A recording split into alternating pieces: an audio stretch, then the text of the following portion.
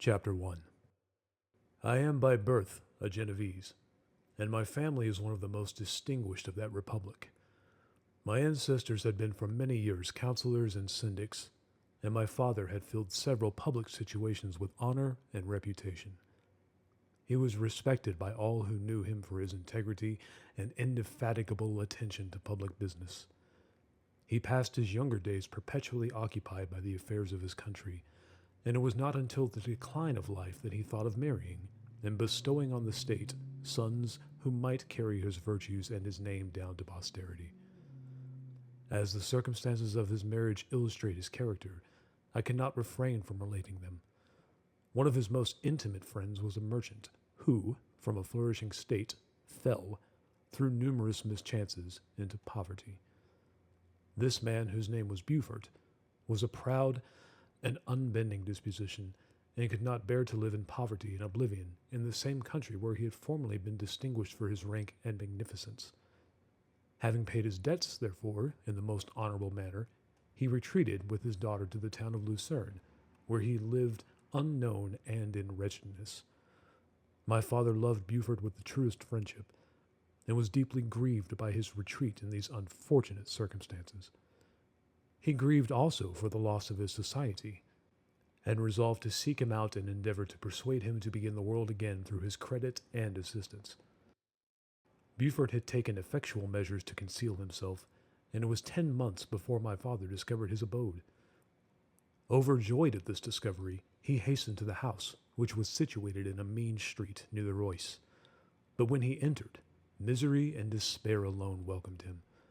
Beaufort had saved but a very small sum of money from the wreck of his fortunes, but it was sufficient to provide him with sustenance for some months, and in the meantime he hoped to procure some respectable employment in a merchant's house. The interval was consequently spent in inaction. His grief only became more deep and rankling when he had leisure for reflection, and at length it took so fast of hold his mind that at the end of 3 months he lay on a bed of sickness, incapable of any exertion. His daughter attended him with the greatest tenderness, but she saw with despair that their little fund was rapidly decreasing, and that there was no other prospect of support. But Caroline Beaufort possessed a mind of uncommon mold, and her courage rose to support her in her adversity. She procured plain work, she plaited straw, and by various means contrived to earn a pittance scarcely sufficient to support life. Several months passed in this manner. Her father grew worse, her time was more entirely occupied in attending him. Her means of subsistence decreased, and in the 10th month her father died in her arms, leaving her an orphan and a beggar. This last blow overcame her, and she knelt by Beaufort's coffin, weeping bitterly when my father entered the chamber. He came like a protecting spirit to the poor girl, who committed herself to his care, and after the interment of his friend, he conducted her to Geneva and placed her under the protection of a relation. 2 years after this event, Caroline became his wife. When my father became a husband and a parent, he found his time so occupied by the duties of his new situation that he relinquished many of his public employments and devoted himself to the education of his children. Of these I was the eldest, and the destined successor to all his labors and utility. No creature could have more tender parents than mine. My improvement in health were their constant care, especially as I remained for several years their only child. But before I continue my narrative, I must record an incident which took place when I was 4 years of age. My father had a sister whom he tenderly loved, and who had married early in life an Italian gentleman. Soon after her marriage, she had accompanied her husband into her native country, and for some years my father had very little communication with her. About the time I mentioned, she died, and a few months afterwards he received a letter from her husband, acquainting him with his intention of marrying an Italian lady, and requesting my father to take charge of the infant Elizabeth, the only child of his deceased sister. "It is my wish," he said, "that you should consider her as your own daughter, and educate her thus. Her mother's fortune is secure to her, the documents of which I will commit to your keeping. Reflect upon this proposition, and decide whether you would prefer educating your niece yourself to being brought up by a stepmother." My father did not hesitate, and immediately went to Italy, that he might accompany the little Elizabeth to her future home. I have often heard my mother say that she was at that time the most beautiful child she had ever seen, and showed signs even then of a gentle and affectionate disposition. These indications, and a desire to bind as closely as possible the ties of domestic love, determined my mother to consider Elizabeth as my future wife, a design which she never found reason to repent. From this time, Elizabeth Lavenza became my playfellow, and as we grew older, my friend. She was docile and good-tempered, yet gay and playful as a summer insect. Although she was lively and animated, her feelings were strong and deep, and her disposition uncommonly affectionate. No one could better enjoy liberty, yet no one could submit with more grace than she did to constraint and caprice. Her imagination was luxuriant, yet her capability of application was great. Her person was the image of her mind. Her hazel eyes, although as lovely as a bird's, possessed an attractive softness. Her figure was light and airy, and, though capable of enduring great fatigue, she appeared the most fragile creature in the world. While I admired her understanding and fancy, I loved to tend on her, as I should on a favorite animal, and I never saw so much grace both of person and mind united to so little pretension. Everyone adored Elizabeth. If the servants had any request to make, it was always through her intercession. We were strangers to any species of disunion and dispute, for although there was a great dissimilitude in our characters, there was an harmony in that very dissimilitude. I was more calm and philosophical than my companion, yet my temper was not so yielding. My application was of longer endurance, but it was not so severe whilst it endured. I delighted in investigating the facts relative to the actual world. She busied herself in following the aerial creations of the poets. The world was to me a secret, which I desired to discover. To her, it was a vacancy, which she sought to people with imaginations of her own. My brothers were considerably younger than myself, but I had a friend in one of my schoolfellows who compensated for this deficiency. Henry Clairvaux was the son of a merchant of Geneva, an intimate friend of my father. He was a boy of singular talent and fancy. I remember, when he was 9 years old, he wrote a fairy tale, which was the delight and amazement of all his companions. His favorite study consisted in books of chivalry and romance, and when very young, I can remember that we used to act plays composed by him out of these favorite books, the principal characters of which were Orlando, Robin Hood, Amadis, and St. George. No youth could have passed more happily than mine. My parents were indulgent, and my companions amiable. Our studies were never forced, and by some means we always had an end placed in view, which excited us to ardor in the prosecution of them. It was by this method, and not by emulation, that we were urged to application. Elizabeth was not incited to apply herself to drawing, that her companions might not outstrip her, but through the desire of pleasing her aunt, by the representation of some favorite scene done by her own hand. We learned Latin and English, that we might read the writings in those languages, and so far from study being made odious to us through punishment, we loved application, and our amusements would have been the labors of other children. Perhaps we did not read so many books, or learn languages so quickly, as those who are disciplined according to the ordinary methods, but what we learned was impressed the more deeply on our memories. In this description of our domestic circle I include Henry Clairvaux, for he was constantly with us. He went to school with me, and generally passed the afternoon at our house. For being an only child, and destitute of companions at home, his father was well pleased that he should find associates at our house, and we were never completely happy when Clairvaux was absent. I feel pleasure in dwelling on the recollections of childhood, before misfortune had tainted my mind, and changed its bright visions of extensive youthfulness into gloomy and narrow reflections upon self. But in drawing the picture of my early days, I must not omit to record those events which led, by insensible steps, to my aftertale of misery.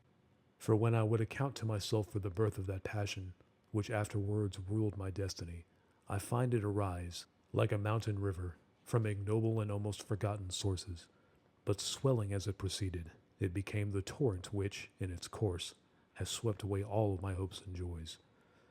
Natural philosophy is the genius that has regulated my fate. I desire, therefore, in this narration, to state those facts which led to my predilection for that science. When I was 13 years of age, we all went on a party of pleasure to the baths near Thonon. The inclemency of the weather obliged us to remain a day confined to the inn. In this house I chanced to find a volume of the works of Cornelius Agrippa. I opened it with apathy. The theory which he attempts to demonstrate, and the wonderful facts which he relates, soon changed this feeling into enthusiasm. A new light seemed to dawn upon my mind, and, bounding with joy, I communicated my discovery to my father. I cannot help remarking here the many opportunities instructors possess of directing the attention of their pupils to useful knowledge, which they utterly neglect. My father looked carelessly at the title page of my book, and said, "Ah, Cornelius Agrippa, my dear Victor, do not waste your time upon this. It is sad trash." If instead of this remark, my father had taken the pains to explain to me that the principles of Agrippa had been entirely exploded, and that a modern system of science had been introduced, which possessed much greater powers than the ancient, because the powers of the latter were chimerical, while those of the former were real and practical. Under such circumstances, I should certainly have thrown Agrippa aside, and, with my imagination warmed as it was, should probably have applied myself to the more rational theory of chemistry, which has resulted from modern discoveries. It is even possible that the train of my ideas would have never received that fatal impulse that led to my ruin. But the cursory glance my father had taken of my volume by no means assured me that he was acquainted with its contents, and I continued to read with the greatest avidity. When I returned home, my first care was to procure the whole works of this author, and afterwards of Paracelsus and Albertus Magnus.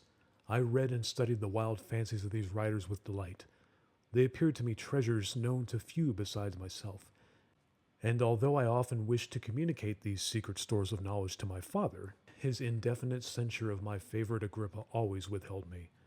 I disclosed my discoveries to Elizabeth, therefore, under a promise of strict secrecy, but she did not interest herself in the subject, and I was left by her to pursue my studies alone.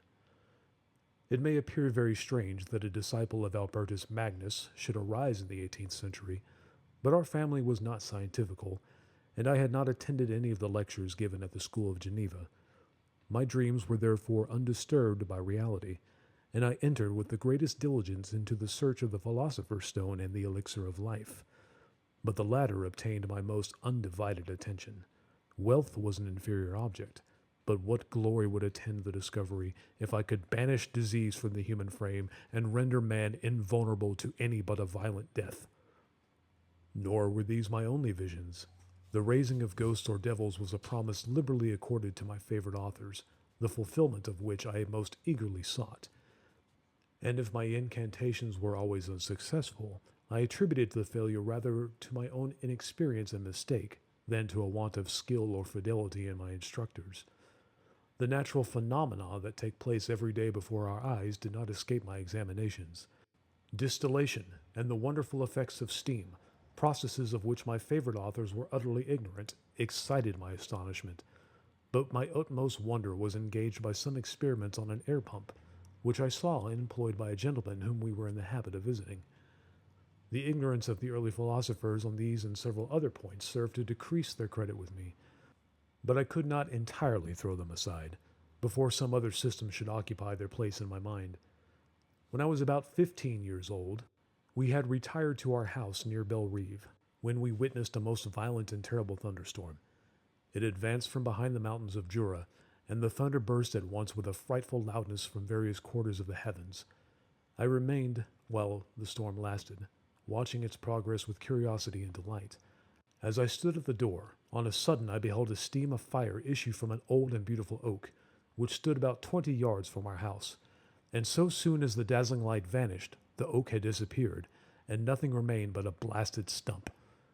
When we visited it the next morning, we found the tree shattered in a singular manner. It was not splintered by the shock, but entirely reduced to thin ribbons of wood. I never beheld anything so utterly destroyed. The catastrophe of this tree excited my extreme astonishment, and I eagerly inquired of my father the nature and origin of thunder and lightning. He replied, "Electricity," describing at the same time the various effects of that power. He constructed a small electrical machine and exhibited a few experiments.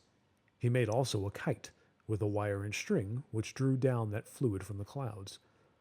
The last stroke completed the overthrow of Cornelius Agrippa, Albertus Magnus, and Paracelsus. who had so long reigned the lords of my imagination. But by some fatality I did not feel inclined to commence the study of any modern system, and this disinclination was influenced by the following circumstance. My father expressed a wish that I should attend a course of lectures upon natural philosophy, to which I cheerfully consented. Some accident prevented my attending these lectures until the course was nearly finished. The lecture, being therefore one of the last, was entirely incomprehensible to me. The professor discoursed with the greatest fluency of potassium and boron, of sulfates and oxides, terms to which I could affix no idea, and I became disgusted with the science of natural philosophy, although I still read Pliny and Buffon with delight, authors, in my estimation, of nearly equal interest and utility. My occupations at this age were principally the mathematics, and most of the branches of study appertaining to that science. I was busily employed in learning languages. Latin was already familiar to me, and I began to read some of the easiest Greek authors without the help of a lexicon. I also perfectly understood English and German. This is the list of my accomplishments at the age of 17, and you may conceive that my hours were fully employed in acquiring and maintaining a knowledge of this various literature. Another task also devolved upon me when I became the instructor of my brothers. Ernest was 6 years younger than myself and was my principal pupil. He had been afflicted with ill health from his infancy, through which Elizabeth and I had been his constant nurses. His disposition was gentle, but he was incapable of any severe application.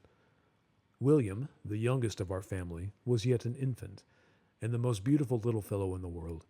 His lively blue eyes, dimpled cheeks, and endearing manners inspired the tenderest affection. Such was our domestic circle, from which care and pain seemed forever banished. My father directed our studies, and my mother partook of our enjoyments. Neither of us possessed the slightest preeminence over the other. The voice of command was never heard amongst us, but mutual affection engaged us all to comply with and obey the slightest desire of each other. Thank you again for listening to this latest work. If you enjoyed this, I'd be grateful if you subscribed, left me a like, or shared this video with someone who loves these timeless stories.